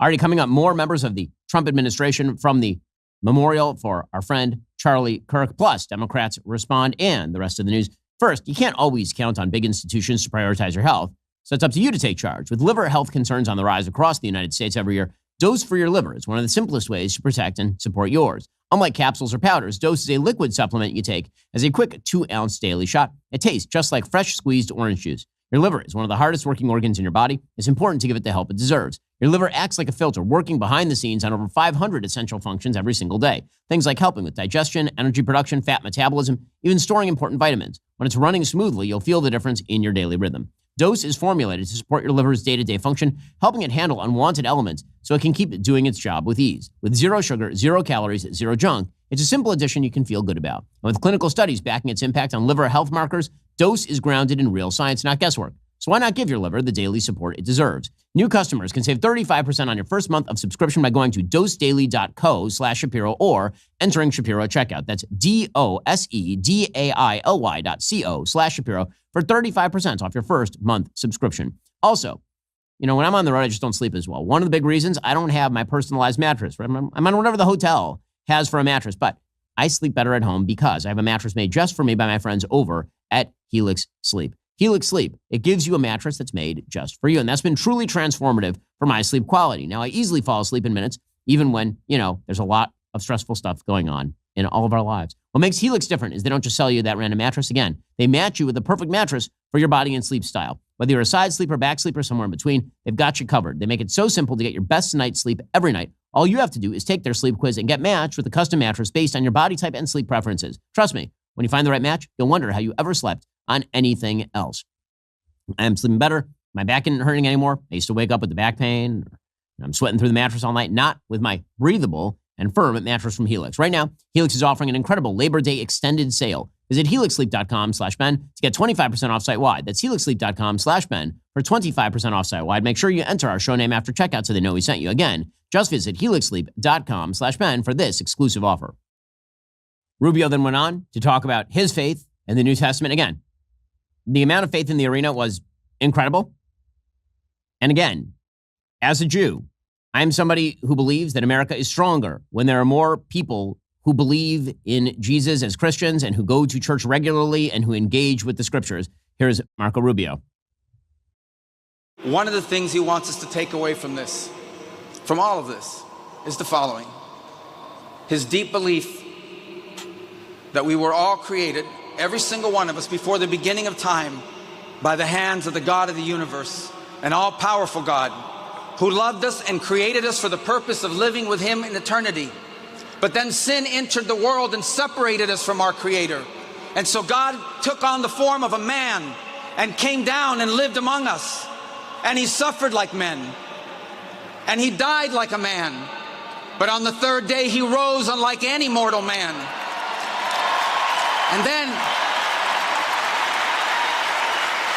And to prove any doubters wrong, he ate with his disciples so they could see, and they touched his wounds. He didn't rise as a ghost or as a spirit, but as flesh. And then he rose to the heaven, but he promised he would return, and he will. And when he returns, because he took on that death, because he carried that cross, we were freed from the sin that separated us from him. And when he returns, there will be a new heaven and a new earth, and we will all be together, and we are going to have a great reunion there again with Charlie and all the people we love. Again, open preaching by members of the administration, like all the members of the administration, pretty astonishing stuff. Now, the event was not without its politics. There are certain figures who were significantly more political on the stage than they were religious. And frankly, that was merited. I knew Charlie a very long time. I knew Charlie mainly in the context of his politics, not in the context of his religion or his religious beliefs. And I think, actually, the vast majority of people who ever engaged with Charlie Kirk content engaged with him on the political level, because Charlie saw politics as a vehicle for his values, which were biblical in orientation. But to pretend that Charlie was an apolitical figure would, of course, be silly. Charlie was quite a political figure. He's very strong in his politics, one of the most open and powerful supporters of President Trump. He activated the entire machinery of his organization against the Democratic Party, against the priorities of the Democratic Party. And so some of the speakers on the stage were quite political, as is fitting for the fact that Charlie, again, was two things all at once. He was very much involved in matters of the spiritual, but he was deeply involved in matters of the material. He was deeply involved in politics, obviously. And he was killed while debating politics. Well, Stephen Miller, who of course is a chief advisor to the President of the United States, he gave an incredibly fiery speech in which he talked about Charlie's legacy. You thought you could kill Charlie Kirk? You have made him immortal.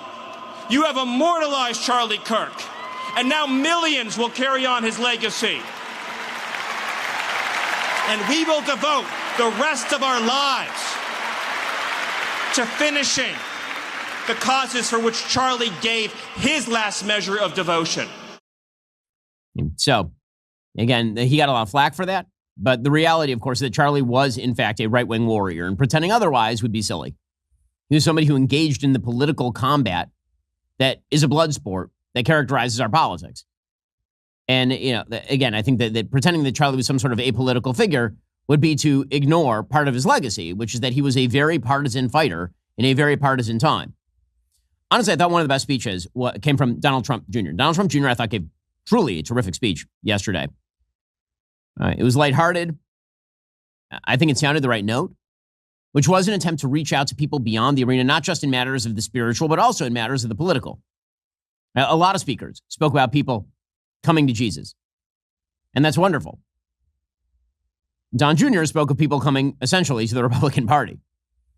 And he said, listen, if you are with the people who shot Charlie Kirk, you're not with us. But if you're against the kinds of people who shoot Charlie Kirk, well, then you belong with us. He was pretty funny, the president's son. There's one point where he did an imitation of his father, who's up in the box. President Trump appreciated it. I'm not widely known for being a sentimental guy. Anyone who's seen me on social media knows I'm far more likely to crack a joke or get myself in trouble for posting some grossly inappropriate memes than I am to shed a tear. I know this because I've even gotten the call from that guy a couple times. You know, Don, you're getting a little aggressive on social media, Don. Relax. He then went on, of course, to say that we won't be intimidated. We won't back down. He sort of polled the audience in a voice vote.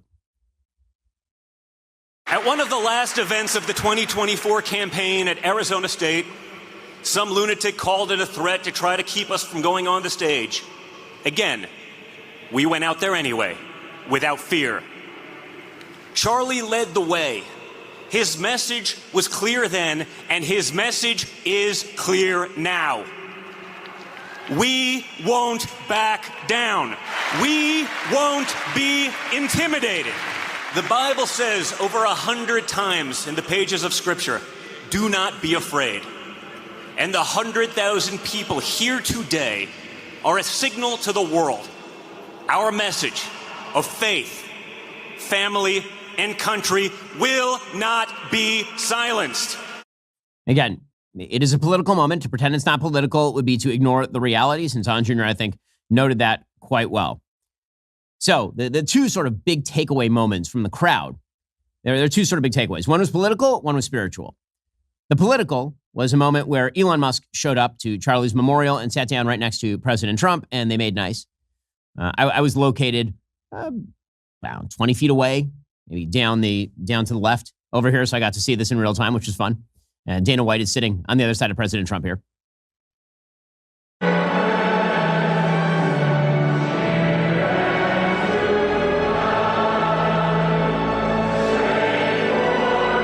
Got a chance to say hello to Elon afterward, and he was quite happy, obviously, that he and the president have made up. And then meanwhile, again, the big takeaway was just how overwhelming the event was. It was overwhelming.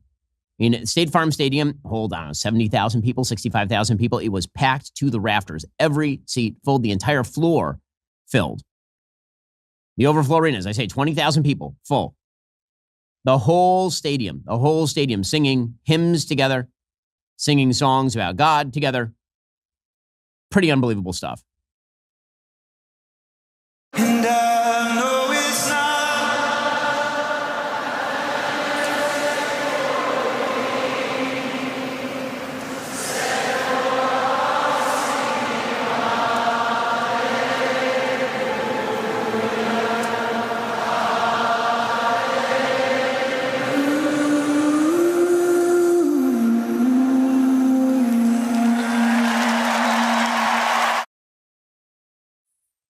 Yeah, it was a privilege to be there. It was an amazing experience. I think it was an amazing experience for everybody who attended, everybody who watched. And our hearts, our prayers, and our support are with Erica, Kirk, and the folks over at TPUSA. Already coming up, Ilhan Omar has some thoughts about Charlie Kirk, showing what a terrible person she is, plus the rest of the daily news. First, I'm sure most of us think home security means waiting for something bad to happen. An alarm shrieking after someone had already broken in, hoping it would scare them off or maybe alert a neighbor. Here's the thing. Once that intruder is inside your home, the damage is largely done. Your sense of security, that fundamental feeling of safety in your own space, it's been violated. Real protection isn't about responding to a crime. It's about preventing one from happening in the first place. That's exactly why I've partnered with SimpliSafe, a system built around the idea that the best security is proactive, not reactive. Here's how it works. SimpliSafe uses smart AI-powered cameras to identify threats lurking outside your home and immediately alert their professional monitoring agents. These agents intervene in real time before the break-in even begins. They access two-way audio to confront the person, trigger sirens and spotlights to scare them off, and request rapid police dispatch when needed, all helping to stop the intruder while they're still outside. That's real security. I've joined the more than 4 million Americans who trust SimpliSafe with their home's security every single day. And with a 60-day money-back guarantee and no long-term contracts, SimpliSafe earns your business by keeping you safe and satisfied every single day. SimpliSafe keeps us safe here at the studios. I mean, let's be real. Life isn't that safe for people who work around here, but SimpliSafe keeps us safe. Visit simplysafe.com/Shapiro to claim 50% off a new system. That's simplysafe.com/Shapiro. There's no safe like SimpliSafe. Also, the Fed has finally dropped interest rates. That is good news for American homeowners. Expenses have been a major burden on families. Wages are flat. Prices keep climbing. For many, the only way to make ends meet is to lean on credit cards. But that cycle of high interest debt makes it hard to stay ahead. If you're a homeowner, I want you to call my friends at American Financing. Right now, interest rates have dropped. Many homeowners are seeing options in the low fives. Compare that to credit cards charging rates in the 20s or higher. There's an easy path to see how you can finally put your hard-earned equity to work for you. American Financing can help you pay off that expensive debt, free up your cash flow, keep your budget under control. Their salary-based mortgage consultants are saving customers an average of $800 a month. If you get started today, you might even be able to delay your next mortgage payment. Take control. Call American Financing today, 866-574-2500, or visit AmericanFinancing.net NMLS/Shapiro. NMLS 182334, NMLSconsumeraccess.org. APR for rates in the fives start at 6.327% for well-qualified borrowers. Call 866-574-2500 for details about credit costs and terms. Visit http://www.americanfinancing.net/Shapiro. Meanwhile, Democrats are having a very difficult time behaving themselves in proper and decent fashion after the murder of Charlie Kirk. Chief among those people is, of course, Ilhan Omar, one of the most despicable people in American politics, a supporter by her rhetoric of a wide variety of terrorist groups, a person who truly despises what makes America great, a barbarian in the sense that I use in my book Lions and Scavengers, a person who comes from outside of our civilization and who believes our civilization is responsible for legitimately all the failings of all other civilizations, and therefore America has to be uprooted at its most deep and basest level. Here she was over the weekend. She'd been criticized over going after Charlie, and she says that Charlie Kirk must be left in the dustbin of history, which is an amazing way to describe somebody whose body is not yet cold. What I find jarring is that there are so many people willing to excuse the most reprehensible things that he said, that they agree with that they're willing to have monuments for him, that they want to create a day to honor him, and that they want to produce resolutions in the House of Congress honoring his life and legacy. It is one thing to care about his life, because obviously so many people loved him, including his children and wife. But I am not going to sit here and be judged for not wanting to honor any legacy this man has left behind. That should be in the dustbin of history, and we should hopefully move on and forget the hate that he spewed every single day. Oh, my goodness. Oh, my goodness. They just can't help themselves. They just can't help themselves. It's truly an unbelievable thing. Like an amazing thing. There have been a lot of people on the left who've been trying to comp the murder of Charlie Kirk with the murders of Melissa and Mark Hortman and the shootings of John and Yvette Hoffman and the attempted shooting of Hope Hoffman by a shooter who thought apparently that Tim Walz was giving him a covert order to murder these people. And they claim that he was a right-winger who was trying to murder the Minnesota House of Representatives Speaker Emerita Melissa Hortman and her husband Mark Hortman, who were murdered. And there's been an attempt to liken those two things. Now, putting aside the nature of the shooters, and again, there's a pretty big difference between the shooter of Charlie Kirk, who is clearly motivated by a left-wing ideology. Yes, that is true. From all available evidence, he considered Charlie Kirk to be hateful, specifically because of Charlie's views on LGBT issues, particularly trans issues. And the shooter of the Minnesota state legislators, who, again, the evidence tends to show was mentally ill in a pretty severe way. We had a bunch of No Kings flyers in his car and such. Putting aside all of that, one of the giant differences is that was there anybody on the right who felt the necessity to go after the Minnesota legislators with regard to their politics after their murder? Well, was that a big thing that we saw? People saying, well, sure, it was terrible they were murdered, but we do have to remember the kinds of things they were pushing politically. Was that really a thing that happened? Because if so, I sort of missed it. And yet, huge number of Democrats feel the necessity to say that about Charlie Kirk. The legacy that Charlie Kirk leaves behind, well, yes, he was partisan. Yes, he was political. But in death, there is a thing that happens. It's just a reality. People get flattened down into two-dimensional figures. Martin Luther King Jr. had a lot of views on a lot of different issues, many of which were pretty far to the left. He had a very checkered personal life. But the thing that people remember Martin Luther King for was the basic stance that he took against the racial separatism of Malcolm X on the one hand and against the segregationism of the Jim Crow South on the other, saying that people should be treated based on the content of their character rather than the color of their skin. In death, people get sort of reduced to their barest essentials in terms of their legacy. Charlie has been reduced to his barest essentials, or maybe elevated to his barest essentials, if that's the way we want to look at it. And his barest essentials were a person who believed in free debate and a person who believed in his faith and all that entailed. Those are the things that people are going to remember 10 years from now, 20 years from now, 100 years from now about Charlie Kirk. Right? All the politics are going to be put by the wayside. And what people are going to remember about Charlie is that Charlie was a person who went out there and engaged in open dialogue with people who disagreed with him and was murdered while doing it because the manner of his death is not separate from the reasons that he will be remembered. He wasn't shot coming out of a grocery store. He was shot engaging in public debate with college students good-naturedly, and then he was dead. And you can't separate that from the legacy that he leaves behind. And the same thing is true with regard to his faith. Obviously, the entire memorial yesterday was about Charlie's individual faith and his willingness to spread it. To somehow do the bad old tweets routine that you're seeing from some Democrats here, not only is it a bad faith misrepresentation of who Charlie was, it is ugly and stupid and does not connect with the reality that most people are feeling about Charlie Kirk. It also doesn't connect with the reality that there has been a radical uptick in violence coming from the left. Over the course of the last 3 days alone, we have 2 violent incidents involving people who are clearly apparently motivated by left-wing ideology. One in Sacramento. Apparently, according to the New York Times, a Sacramento man was arrested and charged on Saturday morning after officials said he shot at a local television news station in the city the previous day. Although the building was occupied at the time, nobody was hit by the gunfire, the Sacramento Police Department said, describing the attack as a drive-by shooting. Apparently, the suspect, who was 64, fired at least 3 rounds through a window of a local ABC affiliate.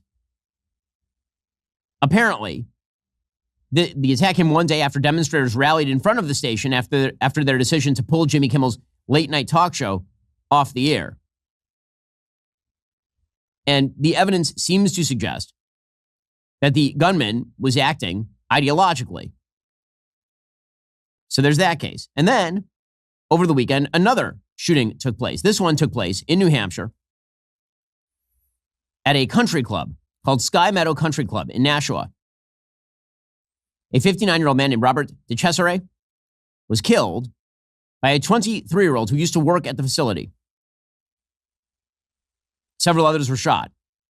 More than 100 people were at the club at the time, many for a wedding.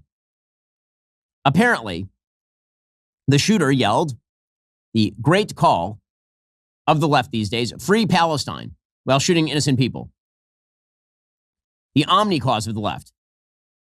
Now, of course, the free Palestine cry has become the sort of apex line of the far left because it combines in all aspects the scavenger mentality, siding with a group of people who have either elected, selected, or been governed by terrorists literally the entirety of their existence as an apparent separate people, engaged in a war with terrorists at their head, holding contemporaneously hostages.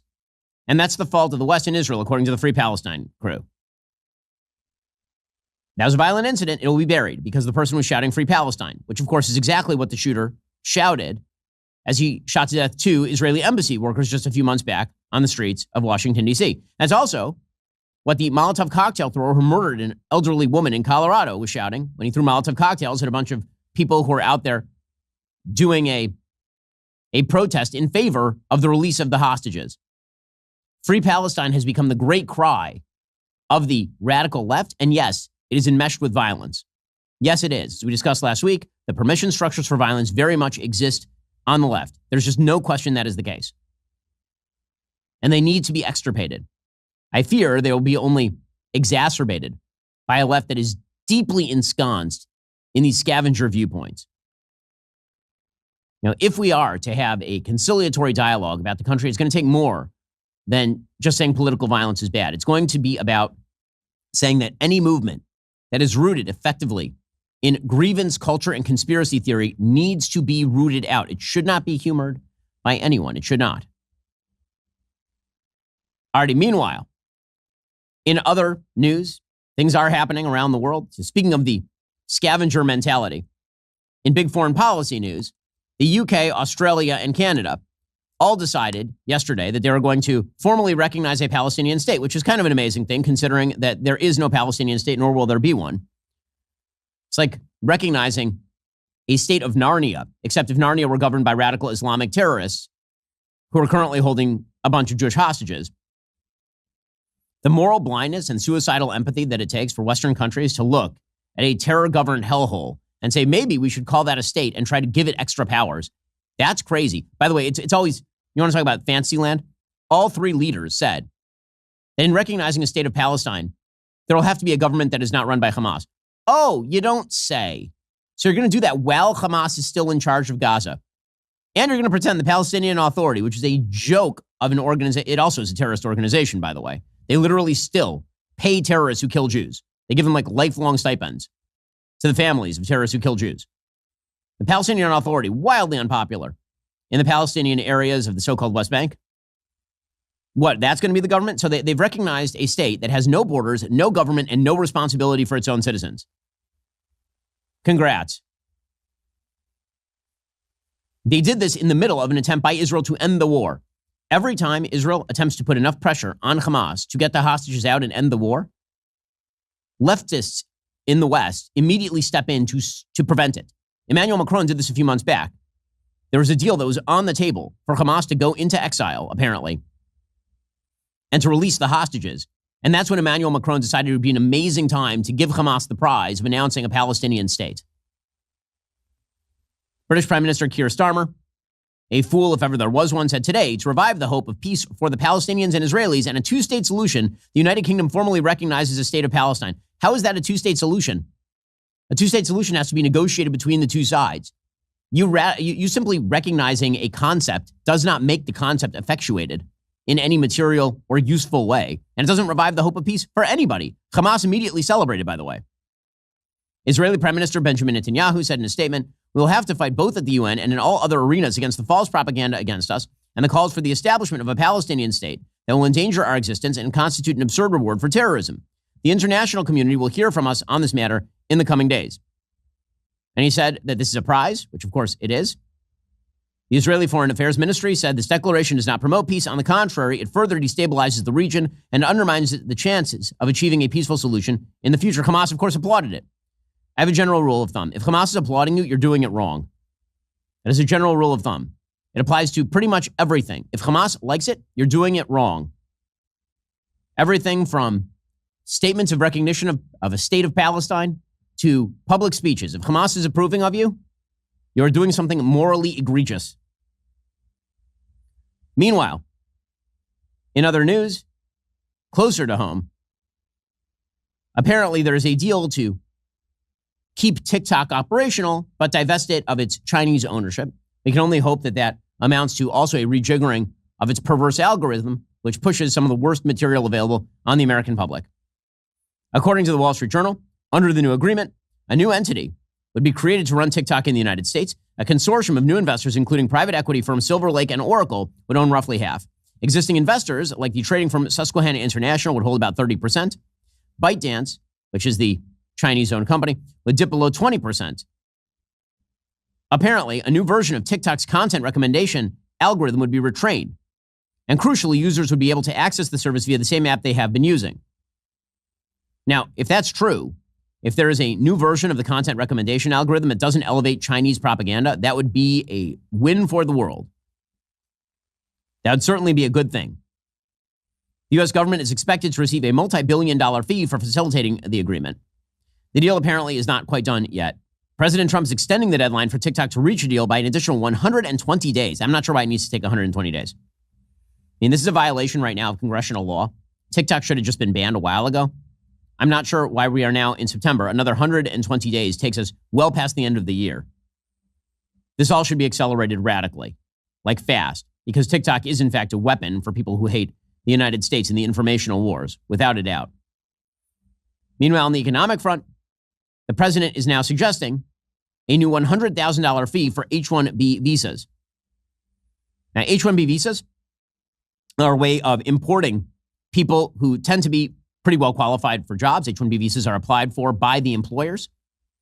They bring in useful labor into the United States. It's the main pathway to the United States for highly skilled foreign workers. There's a lot of controversy on the right over H-1B visas that broke out earlier this year, with some parts of the administration, like Elon Musk, arguing in favor of H-1B visas, others, like Peter Navarro, arguing very much against H-1B visas. Now, speaking of H-1B visas, I was wondering how many H-1B visas are actually granted every year, because it's treated as such a major issue in the United States. So my sponsors over at Comet, a new web browser by Perplexity, that was the place to search. I asked, how many H-1B visas are issued each year and in what industries. Each year, the United States issues a maximum of 85,000 new H-1B visas, 65,000 through the regular cap, an additional 20,000 for applicants with U.S. advanced degrees, with hundreds of thousands of applications subject to a lottery due to high demand. So which industries? According to Comet, professional, scientific, and technical services. That's the top industry. It accounts for about half of all new annual approvals.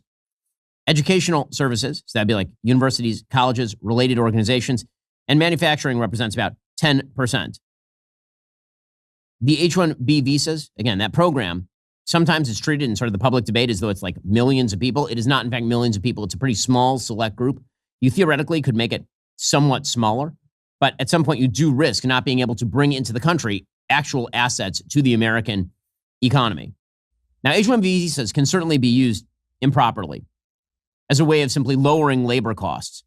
But it's also true that H-1B visas can be a way of bringing in people who are innovative to become American citizens. And one of the great things about America, historically speaking, when we are not doing idiotic waves of unassimilated mass immigration, one of the great things about America is that it is a magnet for people who are innovative and creative. There's a reason the American economy soars, and one of those reasons is that magnet-like ability to draw the best available from the global pool of labor and intellect. Ending that seems to me to be bad policy. Maybe there are changes that can be made to the H-1B program to prevent as much fraud as occurs. But if the idea is a $100,000 fee for every visa, that is a giant fee. That basically ends H-1B programs, I would imagine, or at least virtually all of them. A large number of the H-1B visas, according to the Wall Street Journal, issued to workers at for-profit companies are in STEM. Many go into computer-related jobs at some of the largest U.S. tech companies. Universities and nonprofits also use that H-1B program to hire foreign-born professors and other workers. And again, we should screen all of these people for ideology. They should only come in if they're going to be a benefit to the United States. Right now, applicants for the H-1B visa have to pay a small fee to enter a lottery system. The winners of that lottery pay a larger fee alongside their applications for vetting. Under the new system, the administration says that only the best high-skilled workers will be worth the price, leaving more opportunities for U.S.-based labor. And there's no question that at the very least this is going to increase the price of labor, obviously. But the real question is whether that fee is so high that it essentially cuts off a pathway to success for exactly the kind of immigrants we actually do want coming into the country. We'll have to see how the law is actually applied. Meanwhile, the president of the United States had a very odd moment over the weekend, to say the least. He put a statement out on Truth Social, openly telling Pam Bondi to figure out a way to prosecute James Comey, Adam Schiff, and Letitia James. He apparently thought it was an email, maybe, because he put it out on Truth Social and then he quickly deleted it. He put out the statement, quote, Pam, I've reviewed over 30 statements and posts saying that essentially same old story as last time, all talk, no action, nothing is being done. What about Comey, Adam Shifty Schiff, Letitia? They're all guilty as hell, but nothing is going to be done. He said, we almost put in a Democrat-supported U.S. attorney in Virginia with a really bad Republican past, a woke rhino who is never going to do his job. That's why two of the worst Dem senators pushed him so hard. He even lied to the media and said he quit and that we had no case. No, I fired him, and there is a great case, and many lawyers and legal pundits say so. And then President Trump said that Bondi could not delay prosecutorial action, noting, quote, it's killing our reputation and credibility. They impeached me twice, indicted me 5 times over nothing. Justice must be served now. Shortly thereafter, he posted something else praising Pam Bondi. Suffice it to say that it should be the job of prosecutors to determine whether somebody has committed a crime, not the president of the United States. And yes, of course, I totally understand that President Trump was targeted by the Department of Justice under Joe Biden. That is absolutely true. It's absolutely true. But one of the things that I think we should avoid for the future of our politics, one of the things we really should avoid is the endless spiral where we say, because they did that, now I'm going to do more of that thing. Because then the other side gets in and they say, because they did that, I'm going to do more of that thing. The DOJ, if you want to restore the credibility of the DOJ as a functional institution, you are going to, at some point, need to actually allow the DOJ to simply prosecute people who commit crimes rather than finding the people and then finding the crime. All right, folks, as the show continues, we're going to jump into the mailbag. Remember, in order to watch, you have to be a member. If you're not a member, become a member. Use code Shapiro. Check out for 2 months free on all annual plans. Click that link in the description and join us.